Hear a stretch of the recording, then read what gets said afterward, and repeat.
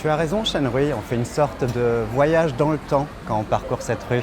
C'est assez intéressant à regarder, ça donne un côté folklorique, je trouve. D'ailleurs, je pense que le statut en bronze du médecin chinois t'a bien plu, hein, parce que tu as bombardé de photos. Oui, c'est vrai. En fait, de nombreux Polynésiens d'origine chinoise ont recours à la médecine chinoise traditionnelle. Et pas seulement pour se maintenir en forme, ils le font pour prévenir les maladies. Et du coup, j'ai cru comprendre qu'elle était assez ancienne, mais redoutablement efficace encore aujourd'hui. Donc c'est pour ça. Ouais, très efficace, là je suis d'accord avec toi, mais je me permets de mettre un petit bémol à ce que tu as dit au sujet de son ancienneté, Oui. puisqu'aujourd'hui, je vais te faire découvrir le nouveau visage de la médecine traditionnelle chinoise. Allons-y.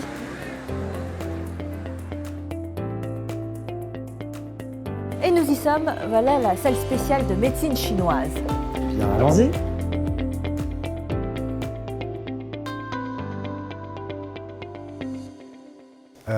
Tu es sûr qu'on est au bon endroit? Ça ressemble à un café, mais absolument pas une clinique. Enfin, pas celle que je connais jusqu'ici. Alors en effet, c'est un centre de santé intelligent qui a recours à l'intelligence artificielle pour accompagner les traitements chinois traditionnels. Tu vas voir.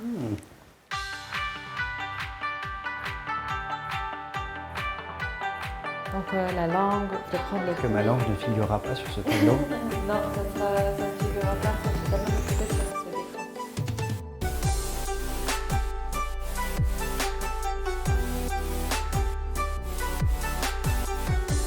Je suis pas venu en Asie pour apprendre que j'ai une maladie. Eh bien, maintenant c'est mon tour. Super, allons-y. Vas-y, on va voir mon résultat.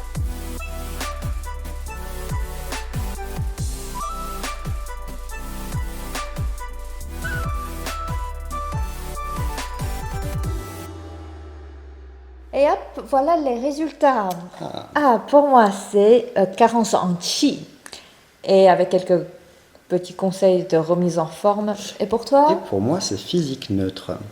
En tout cas, tu vois, j'aurais jamais imaginé une chose pareille. C'est fou qu'une intelligence artificielle arrive à diagnostiquer ma santé en si peu de temps. Et en plus, regarde, elle me donne des conseils pour améliorer ma condition physique. Eh bien, intéressant. Mais c'est déjà très bien, comme physique neutre. Félicitations. Merci.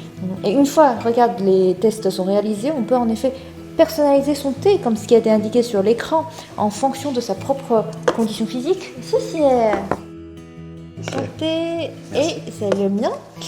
En effet, selon les conditions et les résultats qui nous sont donnés dans ce rapport, nous avons de différents genres de thé. Mais en effet, ce genre de thé-là sont à base des remèdes chinois traditionnels, mais leur goût a été amélioré. Comme on dit, un bon médicament n'est pas amer. Bah, tu vois, en rentrant, j'avais pas tout à fait tort. C'est quand même un café. C'est un café en guise de café, mais c'est un thé, mais c'est de la médecine chinoise 3,0, une toute nouvelle version. On va goûter? Ouais, tu as raison. Allez, Santé! santé.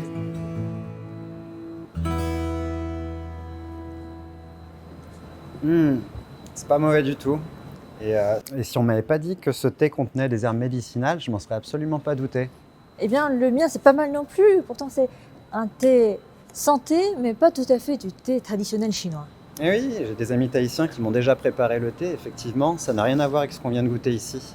La culture du thé est très ancienne en Chine, mais je crois savoir que les pays occidentaux se sont inspirés justement pour acquérir des techniques de culture et de fabrication du thé. C'était à l'époque grâce à l'ancienne route de la soie et aussi à l'initiative La Ceinture et la Route que le thé a pu toucher de différents pays du monde. Et ensuite, il a su s'adapter à de différentes cultures et est entré dans les mœurs de différents pays. Aujourd'hui, il existe une centaine de variétés de thé et aussi de différents genres de préparation.